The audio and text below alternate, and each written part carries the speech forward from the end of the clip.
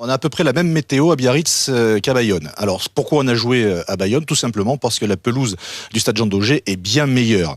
Déjà au début de la rencontre, il ne pleuvait pas, il faisait même presque beau. Les Clermontois sont venus sur la pelouse inspecter les lieux, pas de souci, la pelouse est bonne, pas gorgée d'eau, il y a même des fleurs qui poussent.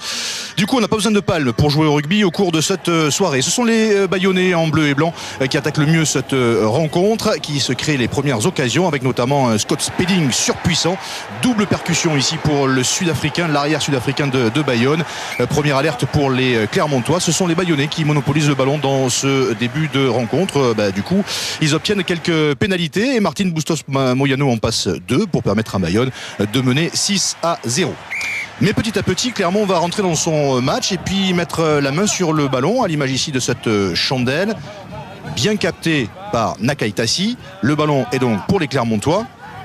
Et eux aussi, les Auvergnats vont ouvrir vers le large avec Delany pour Sivivatou qui va donner à Benson Stanley qui crochette à l'intérieur. Il trouve Butin qui arrive lancé, Butin qui glisse ce ballon à Aurélien Rougerie. La dernière place pour Delany qui n'arrive pas.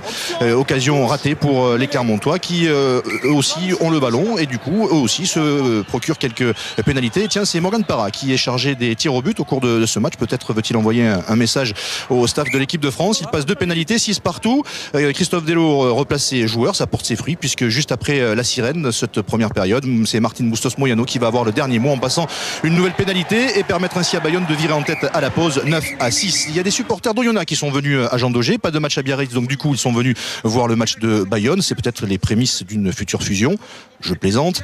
La pluie s'est invitée en fin de première période, début de cette seconde période avec comme lors du début du match des Bayonnais qui ont le ballon et qui se procurent des occasions avec ici Sénécal qui est plaqué, mais le ballon est en faveur des Basques avec un ballon écarté sur Fernandez qui attaque la ligne, il passe les bras pour trouver Lovo Balavou qui est repris à 5 mètres de la ligne, il trouve Rocco Soko qui malheureusement commet un en avant. Ça manque d'efficacité côté bayonnais, même si on se crée quelques occasions. Sur cette seconde période, un fait notable également, c'est la mêlée de Bayonne qui petit à petit a pris le dessus sur la mêlée de Clermont, pour la plus grande joie des spectateurs de Jean Daugé et la grande satisfaction des avants de Bayonne. Pénalité à la suite de cette mêlée en faveur de Bayonne que va tenter Martin Bustos-Moyano.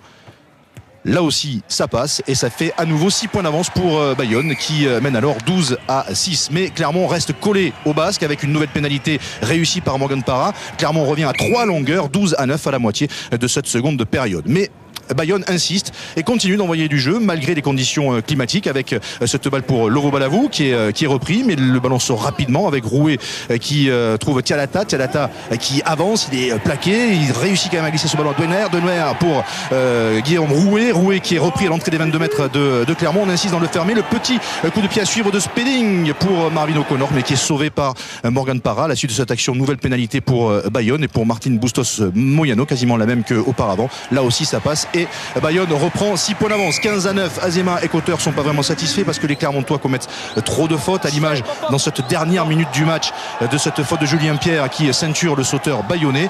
Christophe Dello demande tout de suite les 3 points et pour cause, c'est la pénalité de la gagne pour Bayonne, pour Martin Bustos-Moyano.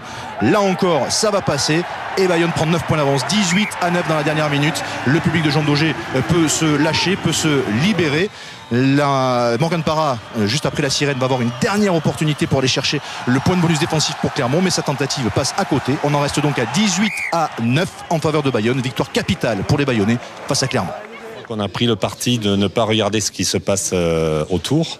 Je crois que les joueurs sont conscients qu'on s'en sortira par nous-mêmes. C'est par notre rugby, par nos victoires qu'on s'en sortira. Et je crois qu'il ne faut surtout pas compter sur le résultat de nos adversaires. Non, content